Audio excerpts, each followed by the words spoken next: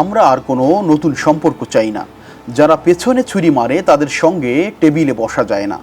বিশ্ব রাজনীতির উত্তপ্ত মঞ্চে এই বক্তব্যটি ইরানের পক্ষ থেকে এসেছে এমন এক সময়ে যখন যুক্তরাষ্ট্র চায় ইরানকে আবার আলোচনার টেবিলে ফিরিয়ে আনতে। কিন্তু দেরি হয়ে গেছে, ইতিহাস ইতোমধ্যেই মোড় নিয়েছে।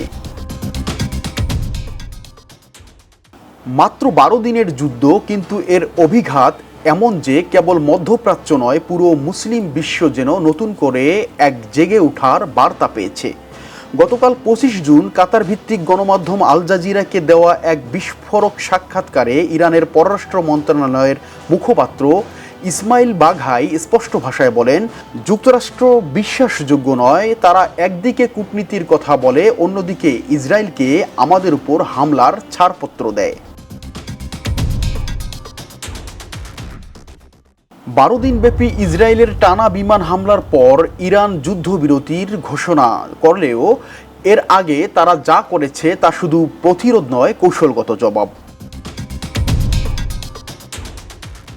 ইসরায়েলের লক্ষ্য ছিল ইরানের পরমাণু স্থাপনাগুলো ধ্বংস করা, সরকারকে কোণঠাসা করে তোলা এবং বিপ্লবী গার্ডদের নেতৃত্বহীন করে ফেলা। কিন্তু বাস্তবতা হলো, একদিকে ফোর্দো প্লান্ট থেকেই আগে সরিয়ে ফেলা হয়েছিল সমৃদ্ধ ইউরেনিয়াম, অন্যদিকে সরকারের পতন ঘটাতে পারেনি। আবার আগে যারা আইআরজিসির কঠোর সমালোচক ছিলেন তারাও এখন সরকারের পাশে।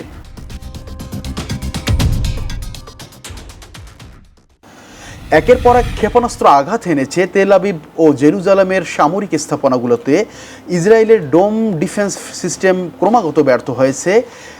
মিসাইল ইন্টারসেপ্টরের মজুদ দ্রুত ফুরিয়েছে। অর্থনৈতিক ও সামরিক স্তব্ধতা গ্রাস করেছে গোটা রাষ্ট্রযন্ত্রকে। অবিশ্বাস্য নাটকীয়তা দেখা যায় যুদ্ধের শেষ মুহূর্তে। যুক্তরাষ্ট্রের প্রেসিডেন্ট ডোনাল্ড ট্রাম্প পর্যন্ত ইসরায়েলকে শান্ত থাকার আহ্বান জানান। এক সময়ের দম্ভভরা কথার মানুষটি বুঝতে বাধ্য হয় এই যুদ্ধ, এই সময়, এই ইরান আর আগের মতোই নেই। ইসরায়েল আন্তর্জাতিক মিত্রতা হারিয়েছে আর ইরান উঠে এসেছে আত্মমর্যাদা ও নেতৃত্বের আসনে।